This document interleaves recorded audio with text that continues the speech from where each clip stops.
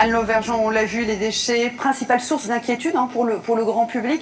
Est-ce que c'est un frein au développement du nucléaire aujourd'hui? Quand on parle déchets en général, qu'ils soient ménagers, industriels, c'est toujours très négatif. Quand on parle de déchets nucléaires, effectivement, on déclenche la peur.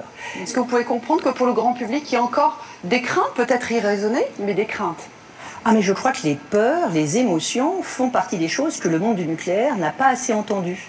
Manque de transparence de votre part? Manque de transparence historique, mais surtout manque de compréhension. Il y avait toujours un discours très rationnel, ne vous en faites pas, on s'en occupe, et vous n'avez pas à regarder. Nous, on pense exactement le contraire. C'est-à-dire que les gens ont le droit de savoir, ont le droit d'en savoir plus, ont le droit d'avoir des peurs, ont le droit de pouvoir les exprimer, et on doit pouvoir en débattre. Donc ça, voilà, il n'y a pas de tabou, il n'y a pas de sujet caché, parlons-en.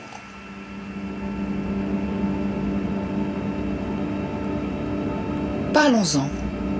Depuis qu'elle existe, l'industrie nucléaire donne le sentiment de nager en eau trouble. Les efforts d'explication d'aujourd'hui ne suffisent pas à rassurer les populations. Un récent sondage de l'Union européenne révèle que les 3/4 des Européens ne croient pas ce que lui raconte l'industrie nucléaire.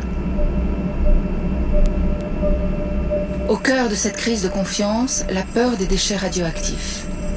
Alors parlons-en.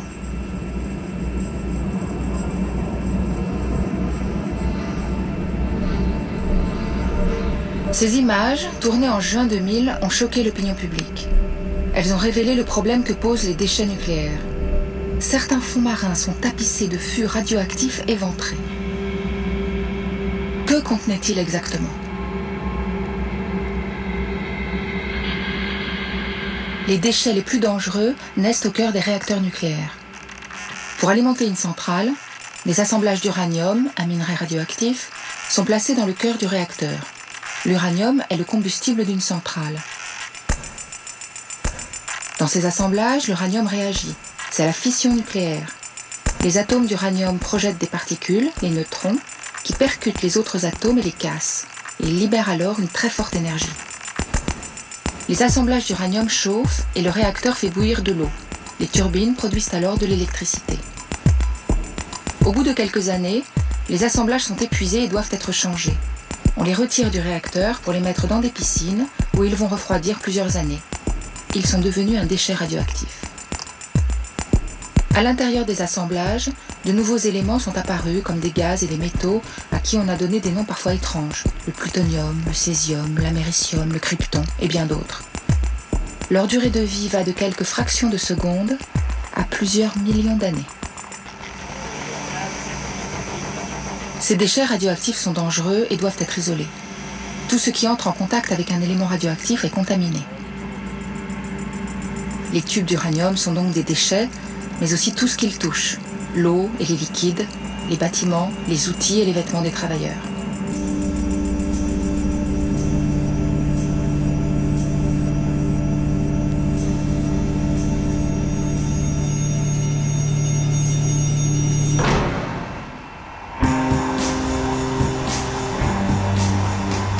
Nous partons enquêter à travers le monde pour comprendre comment les militaires et les industriels gèrent les déchets nucléaires. Représente-t-il un risque pour les populations?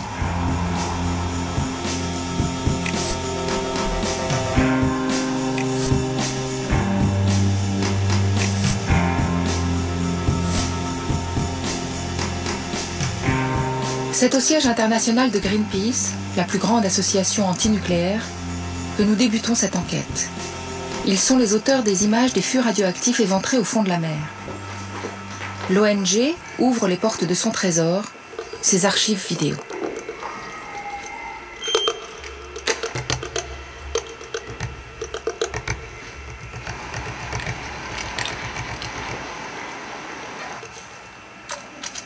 Mike Townsley a participé à toutes les campagnes contre les rejets de déchets radioactifs en mer.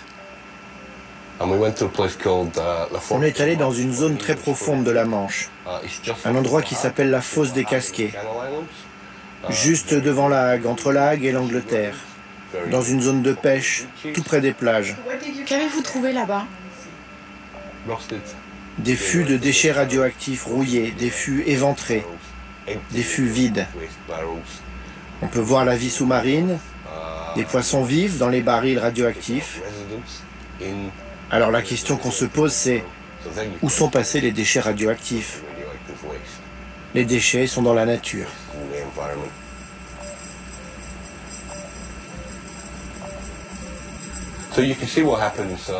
Là, vous pouvez voir ce que c'est devenu.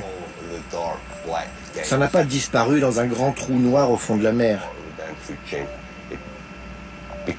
Ça pollue la mer, ça arrive dans la chaîne alimentaire et ça risque de finir dans votre assiette.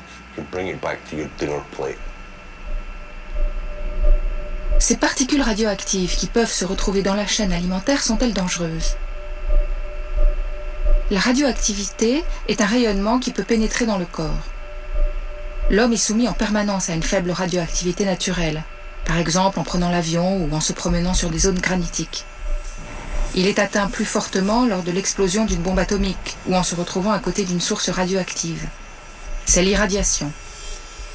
Mais il risque aussi de consommer de l'eau et des aliments contaminés ou de respirer des gaz et des poussières radioactives. Les particules irradiantes se fixent alors sur les organes. C'est la contamination. Le rayonnement radioactif est similaire à un mitraillage d'électrons. En pénétrant dans le corps, il casse les molécules d'ADN. Si l'irradiation est faible, le corps arrive parfois à réparer l'ADN. Mais lorsque le rayonnement est trop important, il n'y arrive plus. Les molécules cassées peuvent alors entraîner des maladies digestives, cardiovasculaires, ou, plus grave, des cancers ou des anomalies génétiques. Tous les rejets de particules radioactives dans l'environnement peuvent donc être nocifs. Est-ce que c'était une pratique courante à l'époque? Tout le monde le faisait. Les Anglais, les Français, les Américains, les Russes, les Japonais.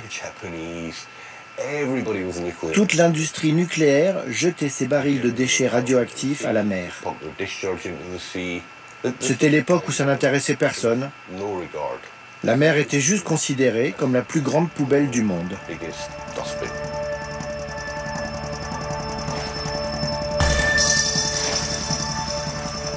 Les chiffres de l'Agence internationale de l'énergie atomique sont éloquents. En moins de 50 ans, les pays nucléarisés ont immergé plus de 100 000 tonnes de déchets dans les différents océans. Les Britanniques ont, à eux seuls, rejeté 80% du total. Et la Suisse, qui n'a pourtant aucune côte, arrive seconde au palmarès.